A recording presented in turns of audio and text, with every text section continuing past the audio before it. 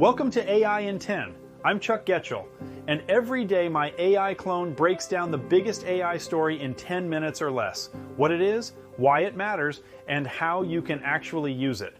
Picture a robot dog walking through a factory floor, scanning inventory with its camera eyes, checking for equipment problems, and updating the company's business software in real time. All by itself, no human needed.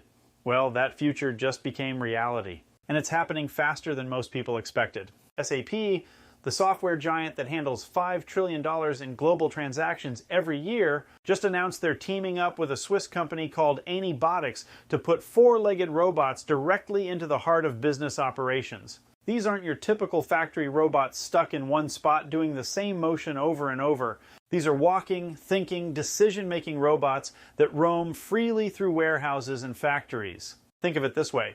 Most robots today are like really smart appliances. They do their job, but they don't talk to the rest of your house. What SAP just created is more like having a robot that can walk around, see what needs to be done, do it, and then update your entire smart home system automatically. The robot they're using is called the Anymal. It looks like a metal dog, weighs about 55 pounds, and can work 24 hours a day in pretty much any weather. Rain, heat, cold doesn't matter. It's got cameras, sensors, and enough AI brains to navigate around obstacles, climb stairs, and figure out what it's looking at. But here's what makes this different from every other robot story you've heard. This robot is directly connected to SAP's business software.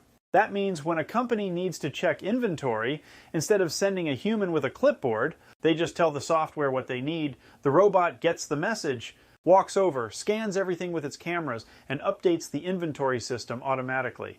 Let me give you a real example. Say you run a car parts factory. Your business software notices that you're running low on brake pads in aisle 7. Instead of calling someone to go check, the system sends a robot. The robot walks over, counts what's actually there, checks the quality, and reports back. If it finds a problem with the machinery, it flags that too, all without a human ever getting involved.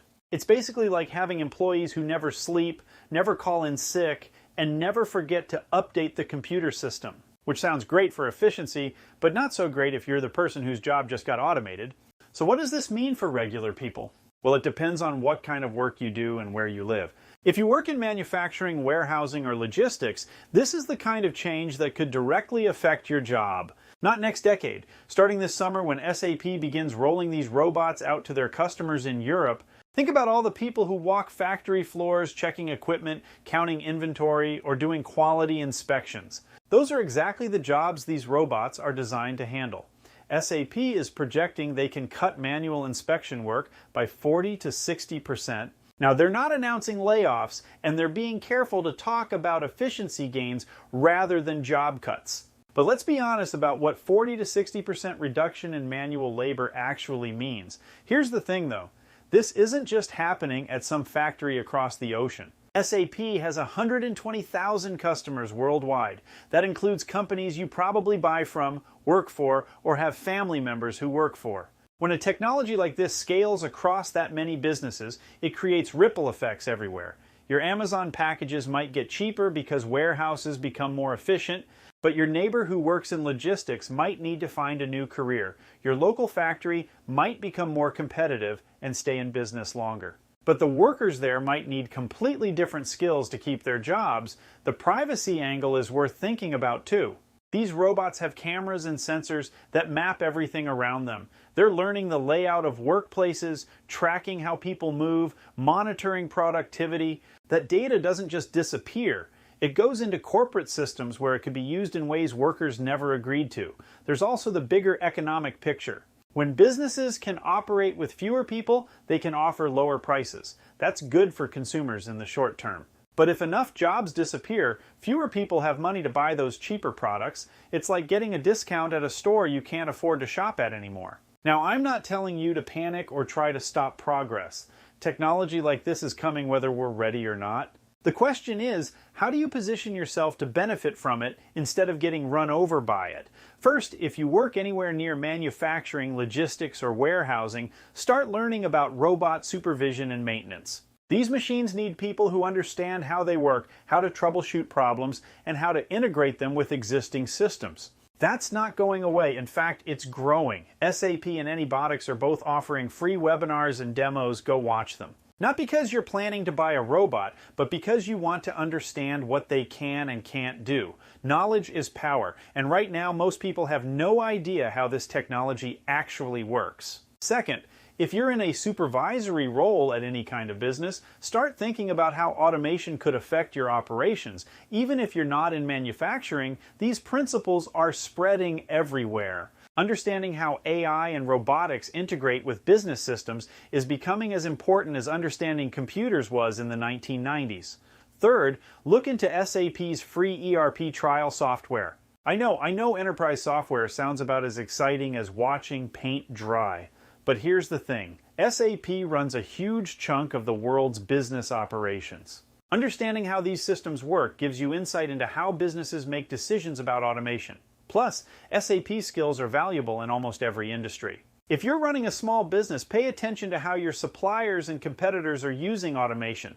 You don't need to buy robots tomorrow, but you should understand how this technology might affect your costs, your supply chain, and your competitive position.